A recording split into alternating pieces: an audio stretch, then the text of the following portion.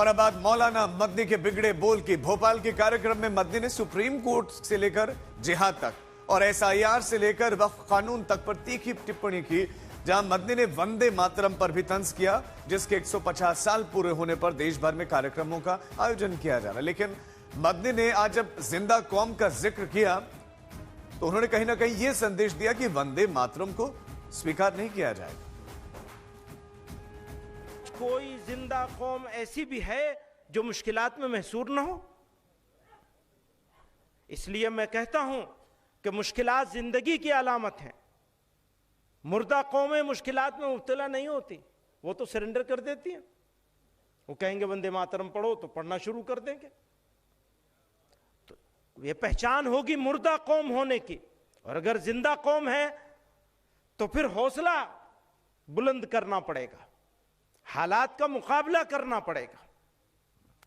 मुर्दा कौमें मुश्किलात में मुब्तला नहीं होती, लेकिन याद रखिए जिंदा कौमें ही आजमाई जाती हैं।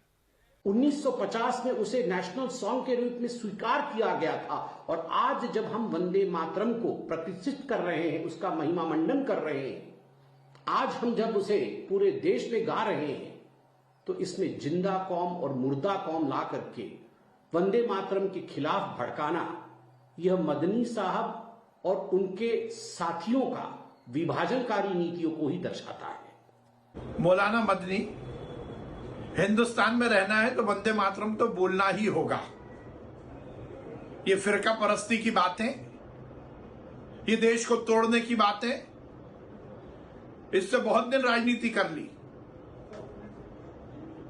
संविधान का मजाक उड़ाना, संवैधानिक व्यवस्थाओं का मजाक उड़ाना, और अब तो सुप्रीम कोर्ट पर भी इस तरह की टिप्पणी करना। वो भूल रहे हैं कि यदि इस हिंदुस्तान में आजाद हिंदुस्तानी के रूप में रह रहे हैं तो हिंदुस्तान के संविधान का पालन करना होगा। मदनी ने मथुरा, ज्ञानवापी जैसे मुद्दों पर कोर्ट के फैसलों पर भी सवाल खड़े किए। वहीं सुप्रीम कोर्ट को लेकर भी टिप्पणी की, जिस पर बीजेपी ने पलटवार किया। कि अफसोस के साथ यह कहना पड़ता है कि गुज़िश्ता कुछ अरसे से बिलखुसूस बाबरी मस्जिद, तलाक सलासा जैसे बहुत से मसलों पर फैसले के बाद यह तासुर आम हो रहा है कि अदालतें हुकूमतों के दबाव में काम कर रहे हैं। अक़लियतों के आईनी हुकूक और दस्तूर के बाद बुनियादी उसूलों की तशरीह की ऐसी मिसालें सामने आई हैं जिन्होंने अदालतों के किरदार पर सवालिया निशान लगा दिया है। मौजूदा वक्त में इबादत गाह एक्ट को नजरअंदाज करते हुए ज्ञानवापी और मथुरा के मुकदमात को काबिल समाअत करार देने का फैसला, काबिल समाअत करार देने का फैसला भी उसकी एक वाज़ेह मिसाल है। याद रखिए, सुप्रीम कोर्ट उस वक्त तक ही सुप्रीम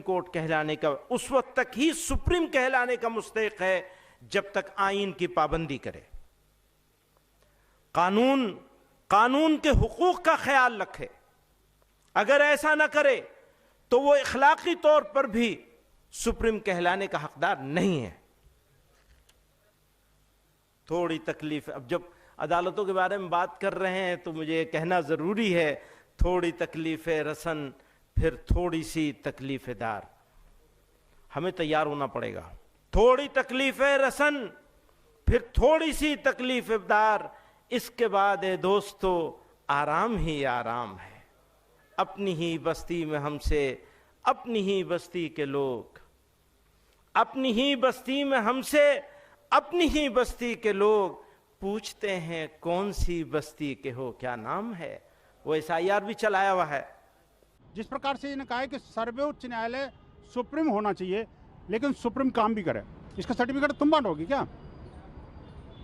जिहाद की पराकाष्ठा है। और सीधा सीधा इन्होंने आज भोपाल की पावन धरा से मुस्लिम यूथों को खासकर भड़काने, बरगलाने, उनको आतंकवाद की राह पर धकेलने का जो कुछ प्रयास किया है, इसके विरुद्ध कठोरतम कार्रवाई सुनिश्चित किया जाना बहुत जरूरी है। मदनी यही नहीं रुके, उन्होंने जिहाद को बदनाम करने का भी मुद्दा साथ ही साथ उठा दिया। मैंने तो हिंदुस्तान में मरने का फैसला कर लिया है। जिहाद।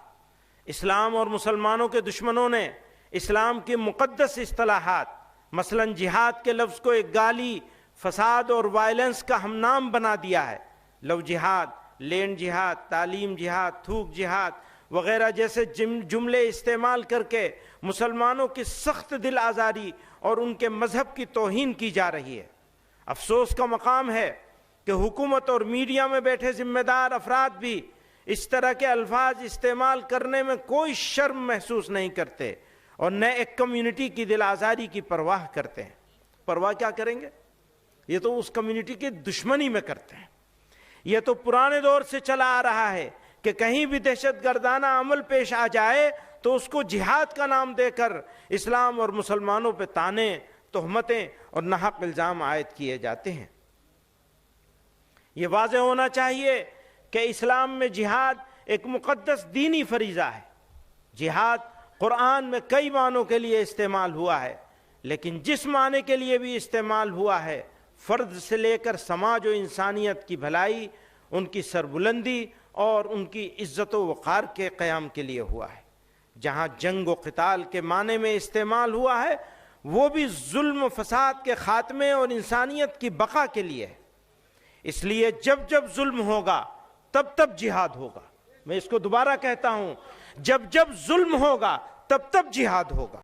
मौलाना अरशद मदवी, जो भारत के संविधान का तुम उल्लंघन कर रहे हो और सुप्रीम कोर्ट को जो चैलेंज दे रहे हो, जरा औकात में रहकर बात करना चाहिए।